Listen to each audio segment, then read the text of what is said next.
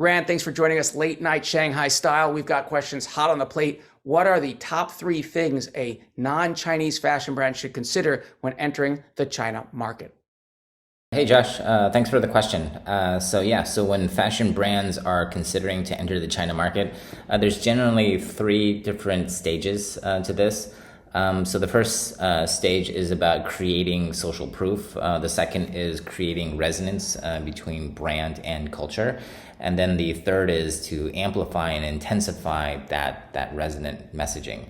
When you think of the average consumer journey of a netizen when they're first coming across a new brand, the first thing that they do when they see that new brand is that they're going to look to see, is anybody else talking about this brand? So that could be our celebrities talking about it. Like, China is still a very celebrity driven culture, but are celebrities talking about it? Are key opinion leaders talking about it? Is it trendy? Is it showing up in these different places? Or have I seen it previously before? So a lot of that will come up for Chinese audiences when they're first considering a new fashion brand. So one of the first things that we'll do is we want to look first across major platforms like Red and Poison to see, is there already traction for this brand there? Do we need to create more traction, et cetera? But the key thing is that for that new brand, we want to make sure that as many people are talking about it and using it and trying it as possible, so that when new viewers come in, they're seeing that organic social proof there that will convince them to go to the next stage of considering the brand and purchasing it. So a couple examples. The first one is from Sandro on Red. So from what you can see here, so Red is basically like Instagram slash peer-to-peer product recommendation platform, specifically for fashion, leaning a little bit more toward female fashion, beauty, that sort of product. So on Sandro, with Sandro, you can see that it has its own account in Red. It's also created hashtags for influencers to collaborate around, and it is also inviting KOLs and KOC to co-create content for the brand itself on the platform Red. This next example is from Poison. So with Poison, here's a sample of North Face and Gucci partnering with Poison to build buzz and preheat a collection launch.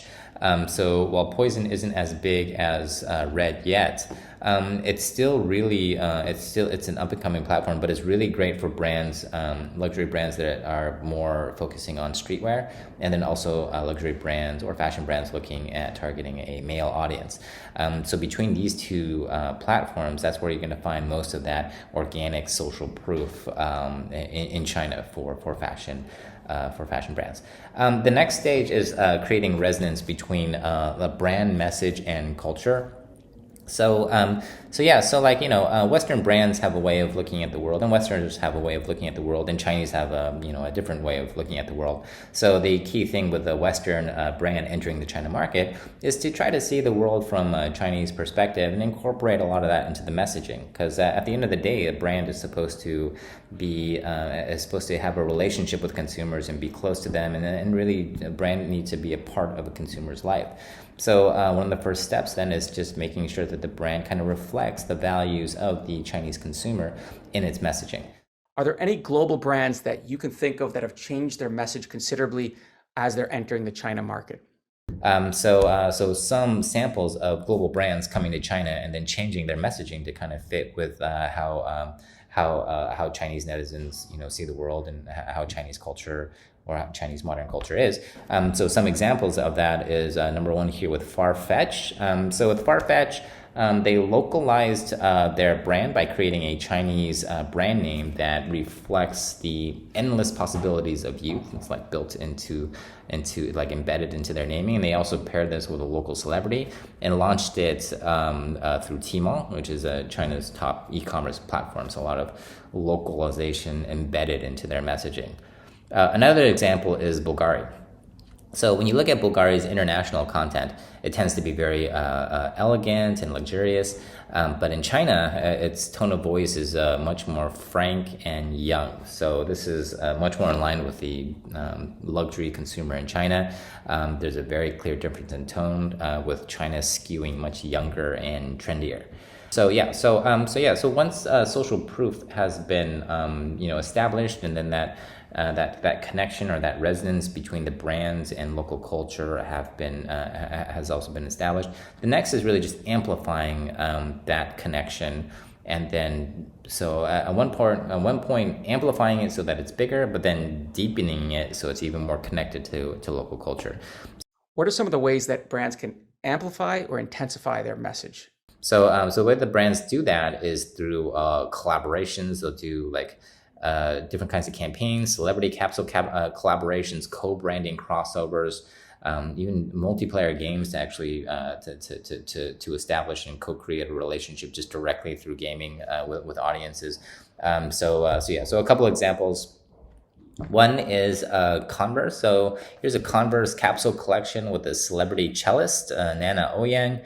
Another one is a New Era capsule collection with a top tier boy band member, Yuan Wang. So you got these international brands collaborating with local figures to co-create a new capsule specifically for the local market. So you can see that bridging of west to east, and then co-creation to create something new that really connects with local audiences.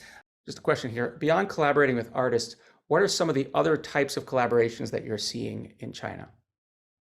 There's also beyond collaborating with artists, brands will also collaborate with other brands in China. So some examples are Vans.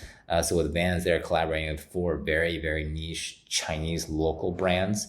And then another brand, Clot, which is a local brand, collaborating with many international brands and incorporating Chinese elements into those collaborations. So what would you say are some of the overall strategies behind these collaborations? So beyond local brand collaboration or local influencer collaboration, the overall strategy of this is really to create is really to bridge that gap, that culture gap between West and East quicker, so that when the Chinese netizen sees this new brand entering the market, they're almost immediately familiar with it, and they're more likely to adopt it much quicker. So it's just about creating that familiarity.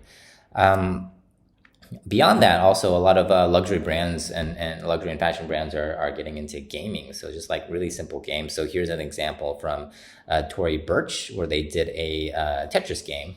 And then another game from Louis Vuitton, where it's kind of a concentration memory game with the different tiles focused on images from their latest collection. So beyond just collaborating with local artists and local brands, there's also just the playfulness of playing with audiences and then creating a relationship through that feeling of gaming and that feeling of having fun.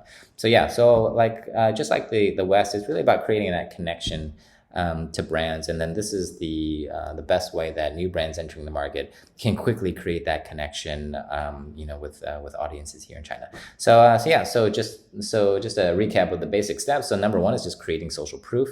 Second is creating resonance between brands and culture, and then third is amplifying and intensifying that resonant messaging so it gets out further and deeper. Rand, thanks so much for taking this journey with us, breaking it down for us all across the globe. We will see you either in Shanghai or at a Zoom call near you. Have a great day. Thanks. This has been another episode of CFDA's Global E-commerce and Logistics series. I'm your host, Josh Halperin, aka the Vambassador, in partnership with Getting to Global. We will see you on the next video. We're out.